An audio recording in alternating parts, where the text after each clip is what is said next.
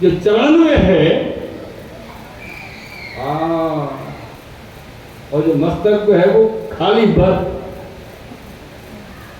और महावर को तो रसात्मक स्थान चरण में।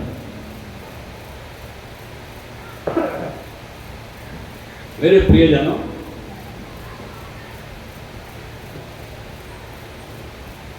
महावर शब्द ही अपने आप में रसात्मकता को प्रतीक है।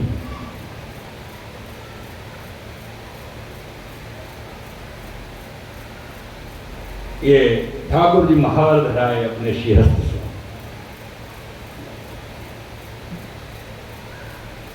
ऐसे चर्चा करते करते यमुना जी के तट के पास गोकुलनाथ जी, बाल कृष्ण जी, कुंभन दास जी और 2-4 वैष्णव संग में आते सब पहुंचे। अचानक से कुंभन दास जी को भान भयो और हल्की सी प्रातः काल की रोशनी उजियारो जैसो भयो तो इनको लगे अरे ये तो यमुना जी मतलब में गोवर्धन से बहुत दूर आ गए। और सामने गोसाई जी नाव में बैठ के यमुना जी के पार आ रहे तो गोसाई जी पर दृष्टि पड़ी तो अरे तो गोसाई जी मतलब गोकुल, गिरिराज जी में तो नहीं विराज है। और भाइयों ऐसे जो हाथ पकड़ो तो ना गोकुलनाथ जी ने कुंभन दास जी को, गोसाई जी को देख के कुंभन दास जी को हाथ गोकुलनाथ जी के हाथ से छूट गए। काका जी कहाँ गएंगे, हाथ पकड़ के रखे। और जैसे ही हाथ छूटो कुंभन दास जी ने दौड़ लगाई, जो भागे वहां से और पीछे पीछे बालक दोनों पकड़ के भागे। कुंभन दास जी का हाथ आ गए, लौटे आए गोसाई जी के पास, बोले नहीं मिले। बोले वो कुंभन दास है, नहीं मिलेंगे, कौन पाओगे उनको।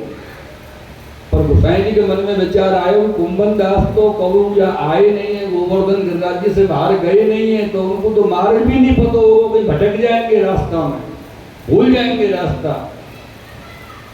तो अपने घोड़ा पर सवारी करके गोसाई जी कुंभन दास जी के पीछे पीछे पहुंचे। जब कुंभन दास जी मिले तो उनसे कही कि मेरे घोड़ा के पीछे पीछे चले आओ, आप तो रास्ता नहीं जानो, मार्ग भूल जाओगे। इधर गोकुलनाथ जी से भी कई गोसाई जी ने काहे को ले आएगा, गोवर्धन नाथ जी मंगला में देरी होगी, वो आज जागेंगी। और कुंभन दास जी के मन में ये है रहे हो कि मेरी तो सेवा गई आज की मंगला की, मैं आएगा और कैसे आएगा समझ में नहीं है। उधर एक नई लीला ये भाई जब गोसाई जी गिरिराज जी पे पधारे तो कुंभन दास जी शंकर सड़कुंड में स्नान करके ऊपर पधारे। तो वहां गोसाई जी स्नान करके जब पधारे हैं तो कहा देखो कि अभी तो 4 घड़ी दिन चले आए हो और 4 घड़ी दिन चले तक ठाकुर जी की मंगला ही ना हुई। रामदास भीतरिया स्नान करके आ रहे तो गोसाई जी बोले क्यों आज इतनी देर हुई। बोले तो प्रणाम खबर ही नहीं, आज सवरे भीतरिया 4 बार स्नान करे और 4 बार अपना छुए, 5वीं बार स्नान करके आ रहे हैं। कहा लीला भाई समझ में, गोसाई जी समझ गए। बोले गोवर्धन नाथ जी की लीला है, कुंभन दास जी आएंगे तब गोवर्धन नाथ जी जागेंगे, ऐसी लीला करी।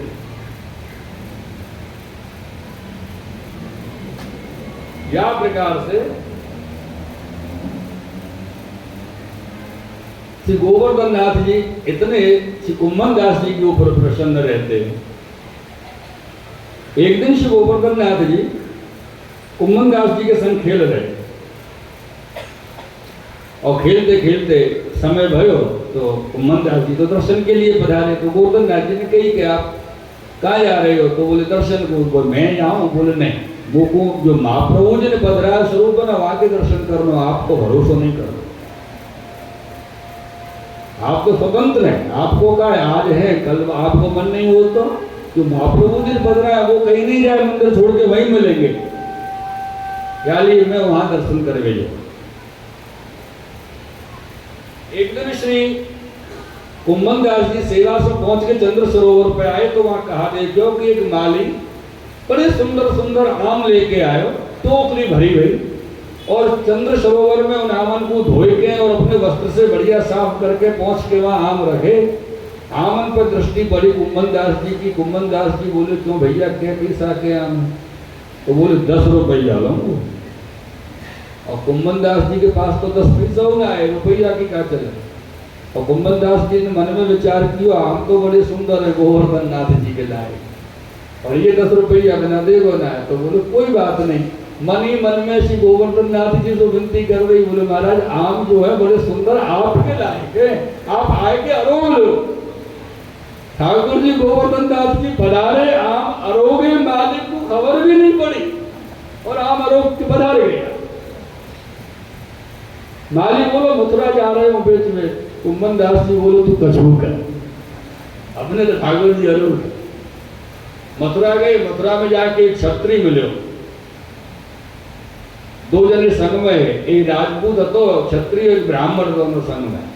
उनने पूछी क्षत्रिय ने कि आम को कहा ले, वो बोले 10 रुपया लो। 10 रुपया दिए और पूरी टोकरी ले ली। इतको उनको परिचित ब्राह्मण आया, ब्राह्मण को देखे तो उन्होंने कहा कि दोनों जने ने 100 आम बटा लिए, 100 आम ब्राह्मण के पास और 100 आम राजपूत के पास। रात हैगी तो बोले रात को ये रुक जाए मथुरा जी में, कोई हाट के दुकान के बाहर चबूतरा हो, वहां पर रात को सो गए। तो 50-50 आम दोनों जनीन ने बांध के अलग रख दिए कि कल घर ले चलेंगे, और 50-50 आमन को तो वहीं बैठ के खाए। हाँ, अच्छा ये बता आप कितने ले सको काका? 5 तो लोगे? ले एक 0 निकाल दे फिर भी नहीं।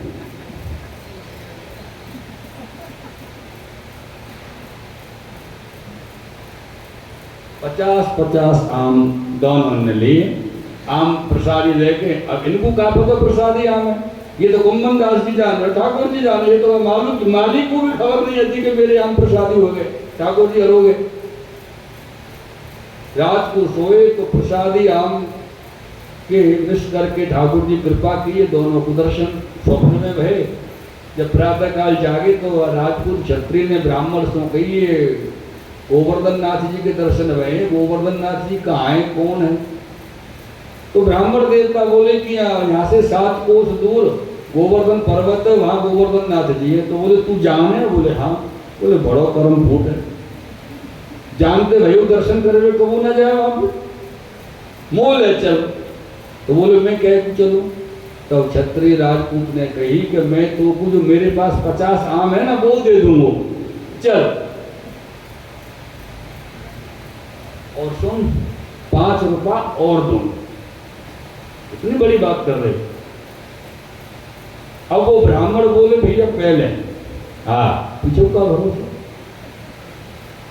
तो 50 आम जो रात के अपने बचे वो, 50 क्षत्रिय राजपूत के ले लिए वो, और 5 रुपया सबको लेके ब्राह्मण ने पहले तो अपने घर पहुंचाए। वैसे तो सब ये कहें शास्त्र में कि ब्राह्मण को धन केवल विद्या,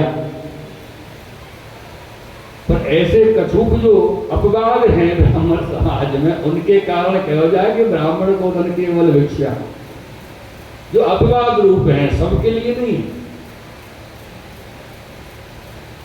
मेरे प्रियजनों, वो ब्राह्मण और राजपूत दोनों गिरिराज जी आए, श्री गोवर्धन नाथ जी के दर्शन किए, और जो गोवर्धन नाथ जी के दर्शन भये और गोवर्धन नाथ जी ने वह राजपूत को मन हर लेनो।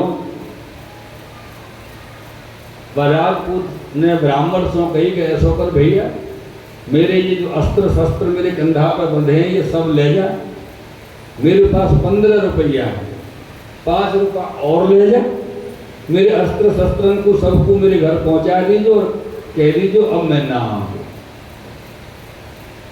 ब्राह्मण तो गए अपने घर। ये राजपूत नीचे दंडवती शिला के पास खड़े हुए, गोसाई जी जब पधारे, गोसाई जी से विनती की नहीं तो महाराज को कुछ शरण ले लो, मैं आपकी शरण हूं, बहुत भटके हूं जीवन में। तो गोसाई जी ने या आपको कृपा करके शरण लिए। तब यानी विनती की नहीं, महाराज ये बताओ कि मैं कौन हूं और कौन अपराध से भटक रहे हो? तो बोले तो नंदालय की लीला में नंद बाबा के यहाँ जो गाय चरवे जाती है उन गाय की रखवारी करते, हसवारी करके एक दिन अपराध से आपने सर्प मार दियो, वह सर्प के अपराध से आप इतना भटक रहे हो और ठाकुर जी ने आपको अपनी सेवा में स्वीकारो है, तो यहाँ आपको यही सेवा दी जाएगी कि जब गोवर्धन नाथ जी की गाय चरवे जाए तो गाय की रक्षा करवे, घोड़ा पे चढ़ के हथियार बांध के जाओ करो। कल से ये आपकी सेवा, और ठाकुर जी पीछे यही प्रसादी पे व्यवस्था बाकी बन गई।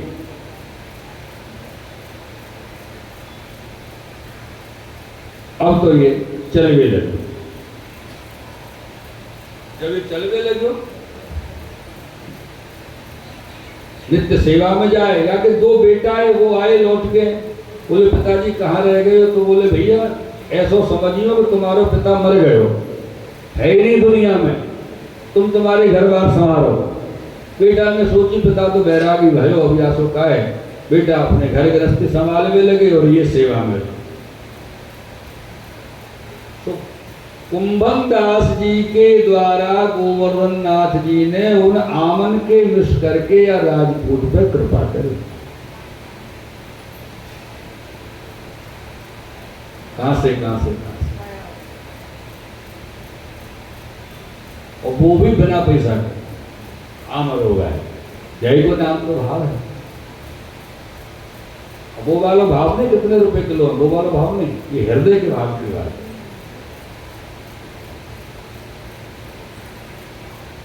और एक दिन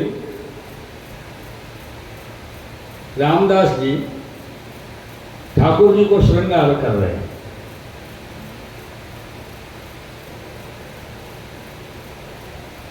ठाकुर जी को श्रृंगार करिए, और ये पूषवती अष्टमी के दिन की बात है।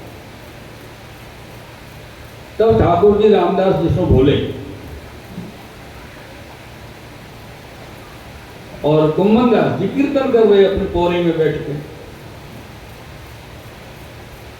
तो ठाकुर जी ने श्री गोवर्धन नाथ जी ने रामदास जी से कही, बोले रामदास श्री गोसाई जी मेरो जन्मदिन बड़े उत्साह से मनाओ, बड़े आनंद से मनाओ। तो हाँ, तो बोले मैं गोसाई जी को जन्मदिन आनंद उत्साह से मनाना चाहूं, और कल गोसाई जी को जन्मदिन है, जन्म दिवस। और रामदास जी बोले तो प्रभु करनो का है, कहा आरोप हो गई ये बताओ। उत्सव का मतलब तो आरोप हुई कि शाम के जितने ज्यादा हुई उत्सव।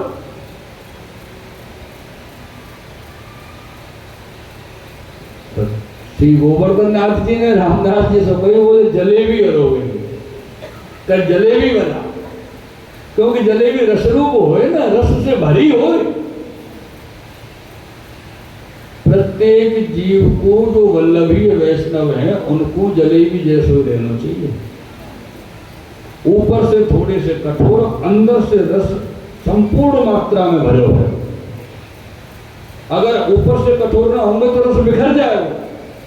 रस को संभाल के भी रखना और रस को होना भी आवश्यक है।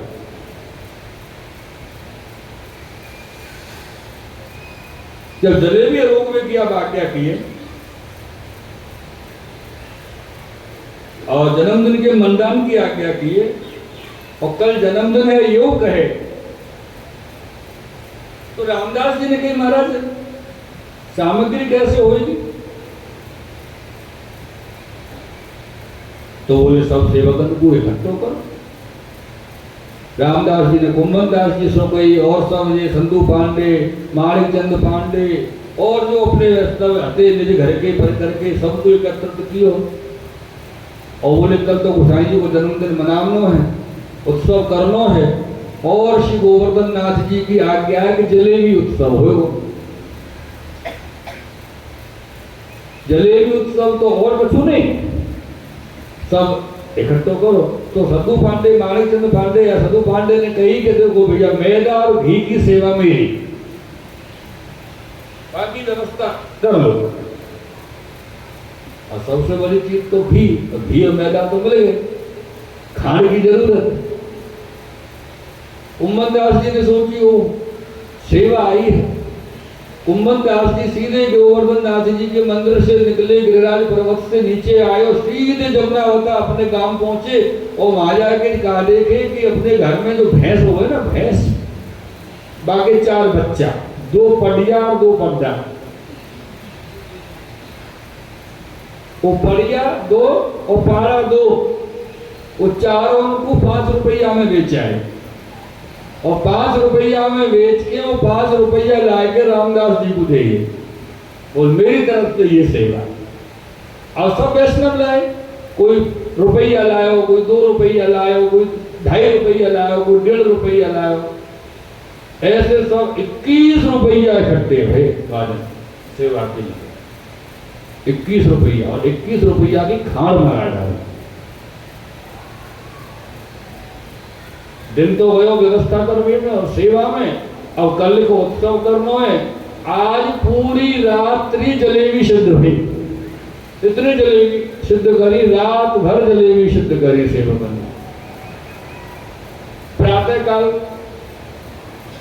ये रामदास जी श्री ठाकुर जी को अभ्यंग कराए, केसरी सब पाग और सब धराए, केसरी वस्त्र धराए और ठाकुर जी को जब भोग को समय भयो, राजभोग को तो जलेबी धराए। उधर गोसाई जी नवनीत प्रिया जी की सेवा पहुंच के श्री गोवर्धन नाथ जी गिरिराज जी पधारे और आए तो देखे स्नान करके जब सेवा में पधारे तो रामदास जी ने कही कि अभी भोग आए, अब भोग आए, भोग सराबे को समय होगा तभी तो गोसाई जी भीतर पधारेंगे। और जैसे भोग सराबे को समय भयो, गोसाई जी भीतर मंदिर में जाके देखे तो जलेबी जलेबी जलेबी जलेबी, पूरे मंदिर में जलेबी भर रही है। तो बाहर चुपचाप से वहां से जलेबी को भोग सराए, ठाकुर जी आचमन आदि क्रम कराए और ये सब कराए के बाहर आए के रामदास जी सो कही, बोले आज कोई उत्सव है क्या? तो रामदास जी बोले महाराज आपको जन्मदिन है। बोले मेरो जन्मदिन? तो इतनी जलेबी? बोले गोवर्धन नाथ जी में आपको जन्मदिन मनाए। श्री गोवर्धन नाथ की, श्री गोसाई जी परम दयाल की, गोवर्धन नाथ जी जन्मदिन मना श्री गोसाई जी महाराज। अब गोसाई जी के मन में विचार आयो कि सामग्री तो इतनी है, तो व्यवस्था भई कहां से? और मंदिर में तो थोड़े से सेवक हैं, वो सबरे निष्कंचन, कोई पैसा वारो है नहीं कि लाए के दे दे, कहां से भाई? तो रामदास जी से बैठक में जाए तो पूछे कि रामदास कहां से सब व्यवस्था भाई? रामदास जी बताए कि सदु पांडे, माणिक चंद पांडे ने घी और मैदा की सेवा करी, 5 रुपया कुंभन दास जी लाए, बाकी कोई ने 1.5, कोई ने 2, कोई ने 2.5, ऐसे करके 21 रुपया भेंगे भाई। उनकी खाड़ आई और सामग्री शुद्ध हुई। जैसे कुंभन दास जी को नाम सुनो तो गोसाई जी के मन में विचार भयो, क्योंकि गोसाई जी कुंभन दास जी की स्थिति को जानते, बोले उनके पास 5 रुपया कहां से आए? तो गोसाई जी ने कुंभन दास जी से पूछो, कुंभन दास जी 5 रुपया कहां से लाए? तो कुंभन दास जी से 5 रुपया की बात करी तो कुंभन दास जी कहे महाराज मेरो घर कहाँ है? गोसाई जी बोले ना मैं तुम्हारे घर की जानू, तो बोले मेरो घर कहाँ है? मेरो घर तो आपके चरणारविंद हैं। ऐसे कुंभन दास जी ने गोसाई जी से विनती करी कि मेरो घर तो आपके चरणारविंद हैं।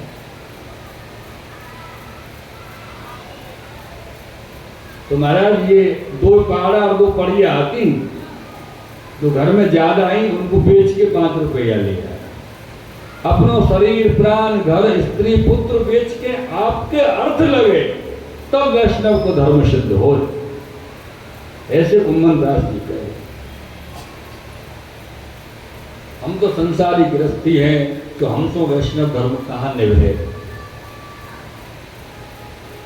ये कितनी दीनता श्री कुंभन दास जी श्री गोसाई जी के सामने प्रकट कर रहे।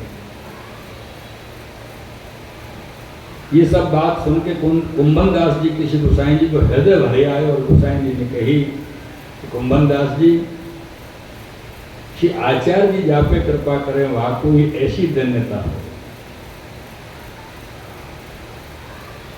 ऐसे श्री कुंभनदास जी सदाशिव गोवर्धन नाथ जी इनके वश रहे।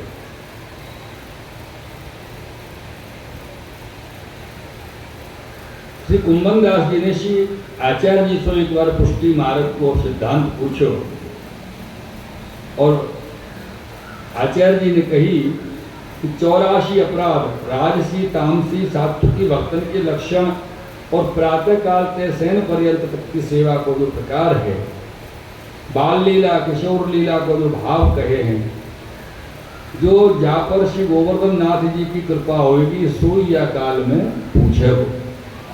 ऐसे जो तुम सभी के भगवत ये पूछेंगे और आगे काल महाकठिन आए वारो है तो और ना कोई पूछे वो और ना कोई बताओ। ऐसे श्री आचार्य चरण श्री महाप्रभु जी कहे। ऐसे क्यों कहे? या के लिए श्री आचार्य चरण श्री महाप्रभु जी कहे कि ये पुष्टि मार्ग को जो सिद्धांत है ये सिंगनी को दूध है और स्वर्ण के पात्र के अलावा सोने के पात्र के अलावा काऊ पात्र में टिके हुआ ना है, ये सिंगनी को दूध है। तो भगवत लीला को जो भाव और भगवत धर्म है वो भगवतीय के हृदय के बिना कहूं न रहे।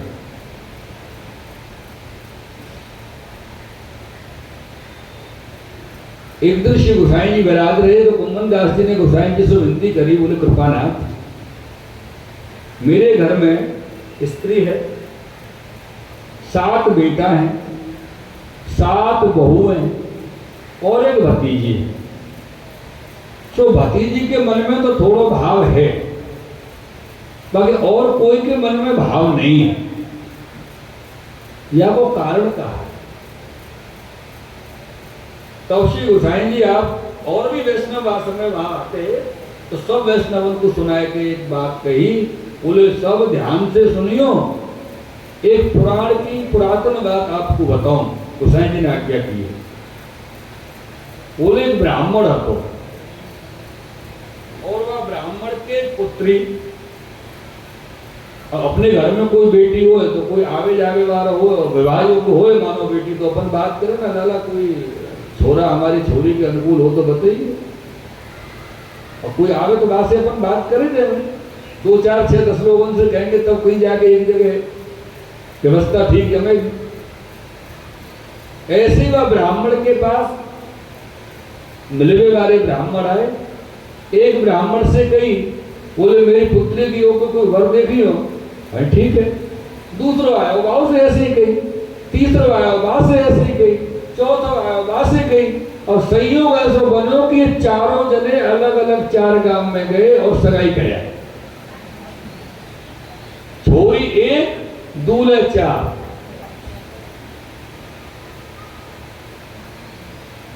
आगे वह ब्राह्मण से कही कि आपने हमसे अपने कन्या के लिए बेटी के लिए वर देखने की कही, सो हम तो वर देख के सगाई कराए।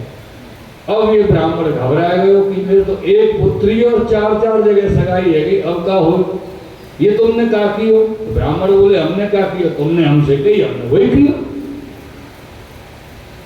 हमने कभी अलग थोड़ी किया। तो ब्राह्मण के मन में आई कि चलो विवाह कब को राखो, बोले 1 महीना पीछे। ब्राह्मण ने सोची देखी जाएगी 1 महीना पीछे जो होगी सो अभी दिखाए कुछ अलग मन में दिमाग को बजट डालो। अब 1 महीना पूरा है वालो, 4-6 दिन 8 दिन बचे तो वो चारों ब्राह्मण आए, बोले बारात की तैयारी करनी है। अब यह ब्राह्मण को चिंता भाई, अरे ये तो विवाह के दिन भी आएंगे और चारों आएंगे। ऐसे करते करते या ब्राह्मण को इतनी चिंता फिकर लगी कि अब तो मेरी इज्जत लाज गई, अगर मैं आत्महत्या भी कर लो मर भी जाऊं तो भी मेरी कन्या के माथे कलंक आवे, वो कोई याद बचाव तो है ना, कैसे बचो जाए। तो ऐसे बेचारों 4 दिन से भूखो प्यासो, ना भोजन भावे ना पानी गले से उतरे, बाकी हालत ऐसी ब्राह्मण की हैगी बेचारे की दुख के मारे कि करूं तो करूं कहा। ऐसे करते हुए सरोवर पे तालाब के किनारे आके बेचारा संध्या कर गए। ओम आचन्य प्राणायाम,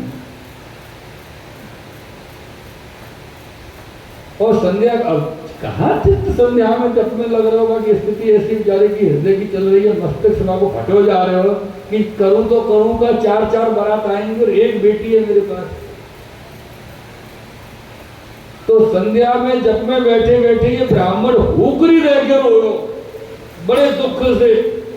वाही समय वह तालाब के पास में कोई बेचारो भगवती वैष्णव कोई भक्त निकल रहे हो। वैसे तो वो चलते फिरते रहते, पर हमने सोची कि अरे ब्राह्मण बड़ो कष्ट में रो रहे हो, तो वहां से पूछी क्या बात है, काय को रो रहे हो? बोले महाराज क्या बताओ, ऐसी ऐसी दुर्घटना है कि ये मेरी संग में, सब बात आपको बताई। तो आने कहीं ऐसा, वैसे तो मैं कहीं रुकू नहीं, पर तेरे लिए मैं तालाब पर रुकूंगा। जागन तेरी बेटी को ब्याह हो, वहां से एक दिन पहले आके मुझसे मिली। और बाकी लोगों के भाई भक्त हैं, कभी व्यवस्था बनेगी तो और घर जाके भोजन पानी करो, जा भोजन लो, प्रसाद लो। ये घर गए, घर पे भोजन करे, और एक दिन ब्याह को रह गए, कल को ब्याह, कल 4 बारात आएंगी। सुबह सुबह पहुंच गए तालाब पे। बोले महाराज बताओ। बोले शाम को ही हो जा, फिर विदा कर दिया। अब यहाँ के कहा चैन बेचारे के चित्त में, शाम को फिर जल्दी आया। बोले महाराज उपाय बताओ। तो बोले उपाय ये है, अब तुम घर को जाओ और रास्ता में जो कोई जीव जंतु मिले वह पकड़ लियो और ले जाए के एक अंधेरी कोठरी में बंद कर देना। 3 फिर बोले रात्रि को जब तुम्हारी बेटी सो जाए, वह सोती भाई को उठा के वह कोठरी में बंद कर देना, संग में, जानवर के संग में। और कोठरी खोलियो मत जब तक वर्ण आ जाए जाकर वे को। दूसरो दिन बाद में वो गयो बेचारो ब्राह्मण लौट गए, तो वह रास्ता में 3 मिले चीव। एक तो मिली बिल्ली, बिलाई, तो बिलाई पकड़ ली। आगे चलो तो एक मिली कुतिया, कुतिया पकड़ ली। और आगे चलो तो मिली गधैया, गधैया पकड़ ली। और गधाई, बिलाई और कुतिया तीनों को पकड़ के ले जाके अंधेरी कोठरी में बंद कर दिया। और रात्रि को जब बेटी सो गई, बाकी खटिया समेत उठा के बाबू भाई गधैया बिलैया वाली कोठरी में बंद कर दी। दूसरा दिन भयो वो ब्राह्मण आ गए। बोले सब बार आए मारे हैं, सबको स्वागत सम्मान करके इनने पहले ही कह दी कि जब पूरा क्रम हो जाए तो वह दरवाजे कोठरी के खोल दीजिए और चारों वरण से कह दीजिए कि भैया अपने अपनी छोरी ले जाओ।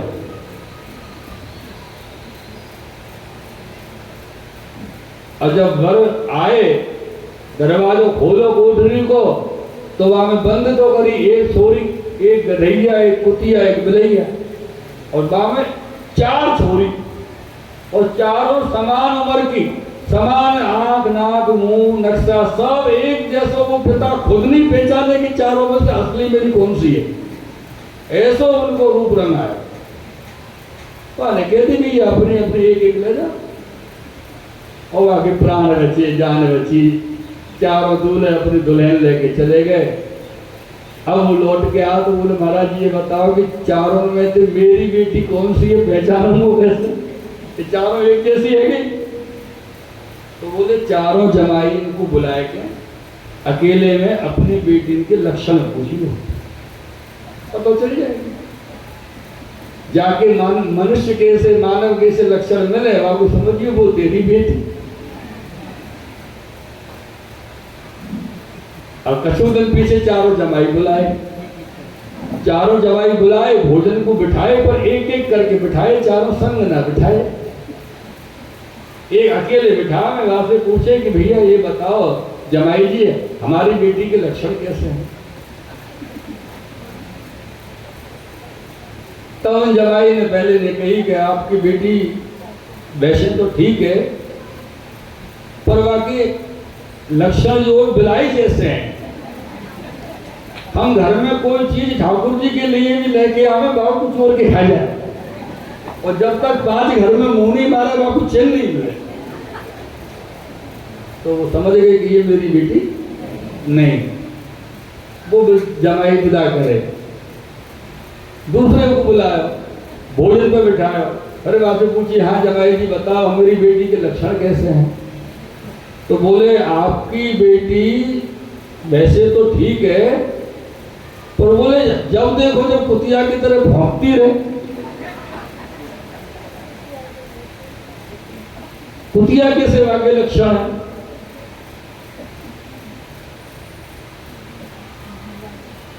ऐसे करके तीसरे जमाई को बुलाया, वहां से कही गए बताओ कि मेरी बेटी के लक्षण कैसे हैं? तो वहां ने कही साहब वैसे तो आपकी बेटी ठीक है, पर पता नहीं जब देखो जब गधाई की तरह हिंसती रहे और आगे पीछे जब को मुंह मिल जाए तो दोनों पांव उठा के दांत मारे, और बोले मुंह में भी मारे। हाँ ऐसा भी नहीं सोचा पति में गाय को लात मारने, मुंह में भी लात मारे दोनों पावन से। तो ब्राह्मण समझे कि ये मेरी बेटी ना है। चौथे जमाई को बुलाए और वहां से पूछी कि ये कहो मेरी बेटी के लक्षण कैसे? तो बोले महाराज आपकी बेटी के लक्षण को कहा कहते साक्षात लक्ष्मी। तब अब ब्राह्मण को लगे कि या व्यक्ति के लिए जो ब्याही है वो मेरी बेटी है, बाकी बिलाई कुतिया गधैया जो रूप धर के।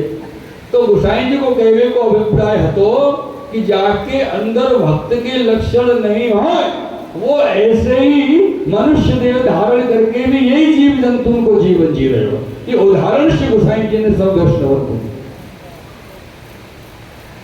अपन भक्ति नहीं करें, अपन सेवा नहीं करें, अपन ध्यान नहीं लगावे, अपन मनन नहीं करें, अपन अष्टाक्षर नहीं जपे, ठाकुर जी की झाड़ी नहीं भरे, ठाकुर जी को और कोई सेवा क्रम नहीं करें, महाप्रभु जी के दर्शन नहीं करें, अपन तो हाँ हमें वैष्णव चाहिए। कितने लोग हमको अब तक मिले हैं, जय श्री कृष्ण शास्त्री जी, तो जय श्री कृष्ण भैया आप वैष्णव हैं? बोले नहीं हम ऐसे समाज हमारा वैष्णव का है, हूँ माता जी ने मानू छू।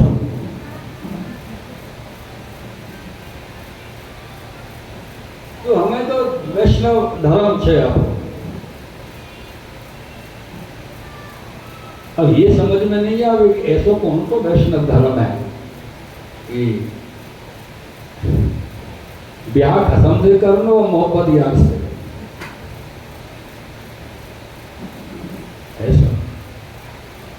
हृदय तो विषय है, अलग विषय है, लेकिन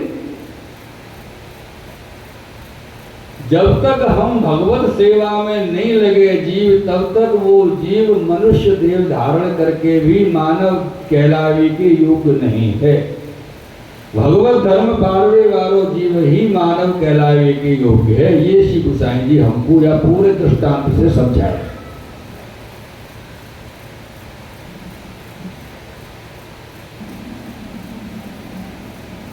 तब जाके ये बात समझें। फिर कछु समय जब गयो तो श्री कुंभन दास जी की देह बहुत अशक्त भई और आनवर के पास संकर्षण कुंड के ऊपर कुंभन दास जी आके बैठे तो चतुर्भुज दास जी ने कही जो गोद में भर के आपको जमुना बता गांव में पहुंचाऊं? तो बोले नहीं अब घड़ी दो घड़ी को मेरो समय है, तो मैं यहीं गिरिराज जी से सीना जी गोवर्धन नाथ जी की ध्वजा के सन्मुख ही यहीं रहूंगी, मेरी देह यहीं छूटेगी 2-4 घड़ी में। चतुर्भुज दास जी ने गोवर्धन नाथ जी के राजभोग आरती के दर्शन किए। तब गोसाई जी आप चतुर्भुज दास जी से पूछे कि कुंभन दास कैसे हैं और कहाँ हैं? चतुर्भुज दास जी ने कही जो संकर्षण कुंड पर बैठे हैं। तो गोसाई जी आप कुंभन दास जी के पास पधारे और गोसाई जी पधार के कुंभन दास जी से कहे कुंभन दास या समय कौन लीला में मन है? कुंभन दास जी सुने पर शरीर इतना अशक्त भयो कि उठ नहीं सके, तो मानसिक श्री गोसाई जी को दंडवत किए, प्रणाम किए और आप पद गाए।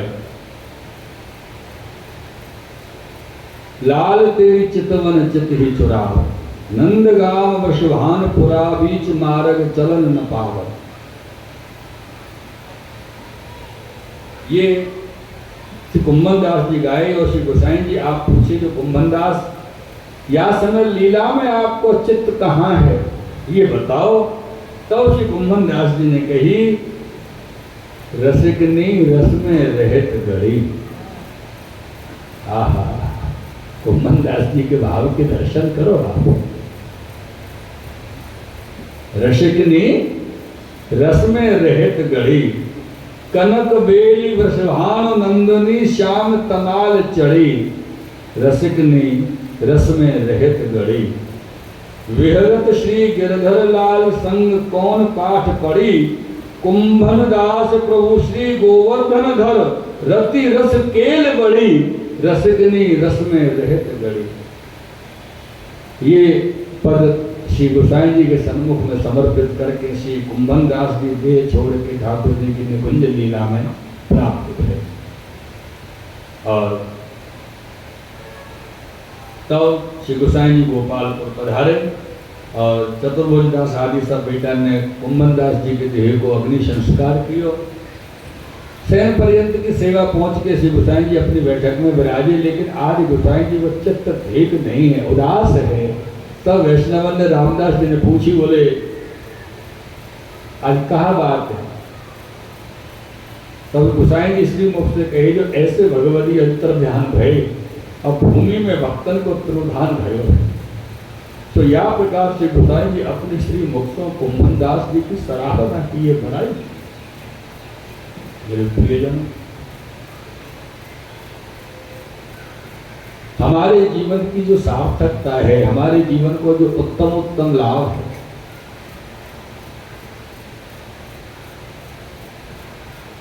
वो श्री ठाकुर जी में आसक्ति रहे वो तो है ही, लेकिन मूल लाभ है हमारो श्री गोसाई जी और श्री आचार्य चरण के स्वरूपात्मक विराज रहे। आचार्य चरण वर्तमान में जो बालक विराज रहे, गुरुदेव विराज रहे, उनके स्वरूप में वही आसक्ति हमको रखनी है।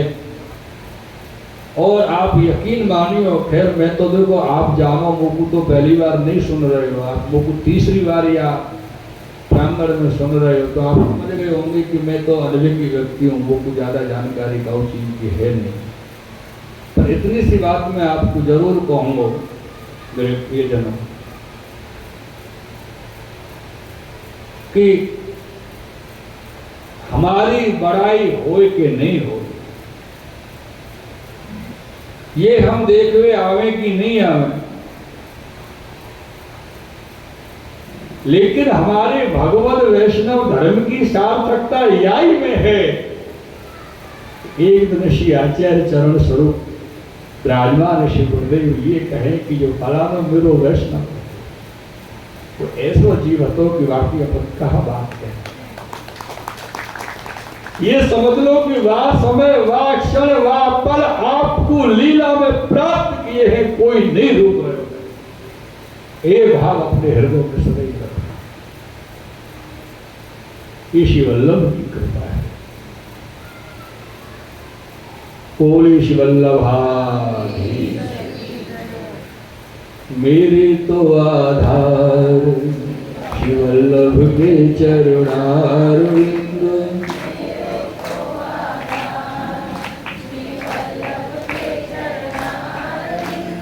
वल्लभ के चरणारविंदो, विठ्ठल के चरणारविंद,